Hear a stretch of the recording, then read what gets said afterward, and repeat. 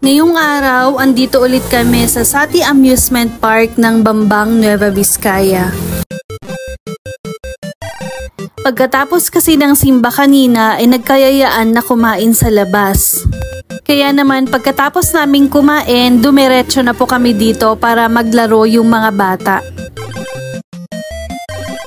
Pagkakataon na din dahil kumpleto ang buong pamilya.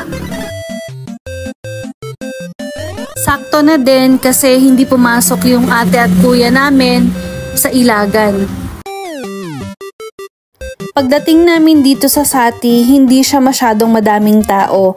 Kaya naman pagkakataon, sinulit na din namin lahat maglaro.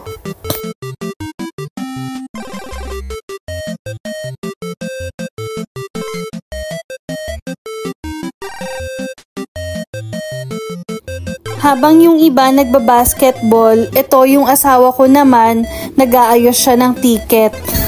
Nagkakantsawan pa nga kasi laging 2 tickets lang yung nakukuha niya. At ito na nga yung batang makulit kasi pagdating pa lang namin ng Sati, umupo na siya sa mga sasakyan. At ayaw na din niyang bumaba.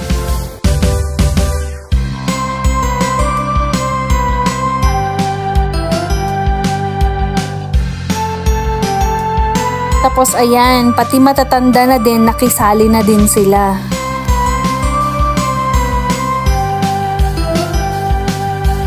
O diba, ang cute-cute niya, ang saya-saya niya.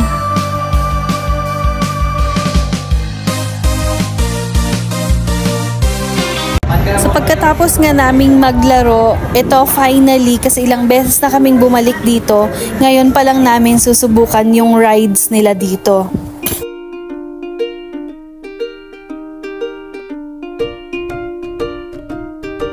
So kung gusto nyo ding subukan, kailangan nyo lang po magbayad ng 100 pesos each.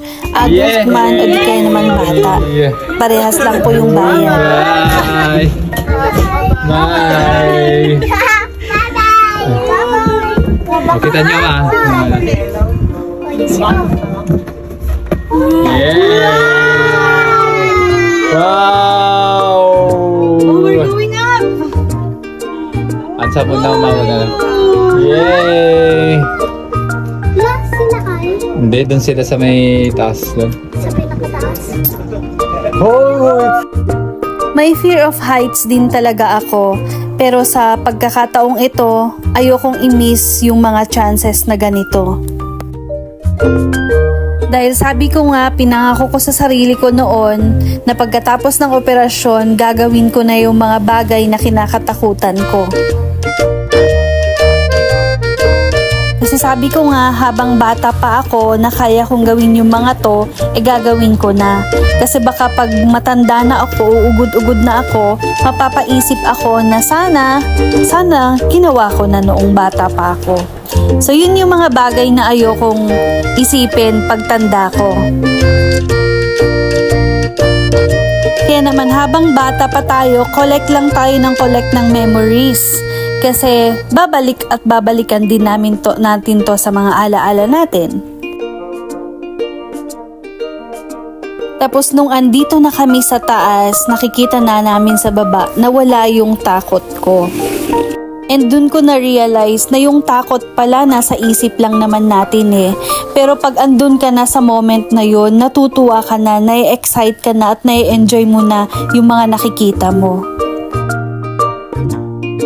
At nakakatuwa dahil yung mga batang to din na kasama namin, ni-enjoy din nila na wala yung takot nila. Let's go, yung sleeper. Or your sleeper. Yay!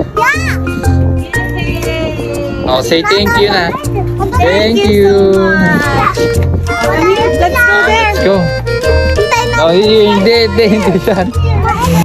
Kung kanina, natatakot ako na sumakay, ngayon naman pagkatapos na, gusto ko ulit sumakay.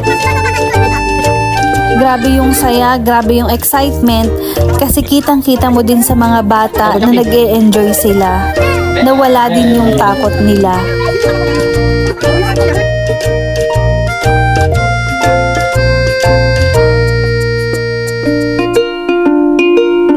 ito nga yung isa sa mga gusto kong sakyan din pero wala pa akong guts na gawin yan.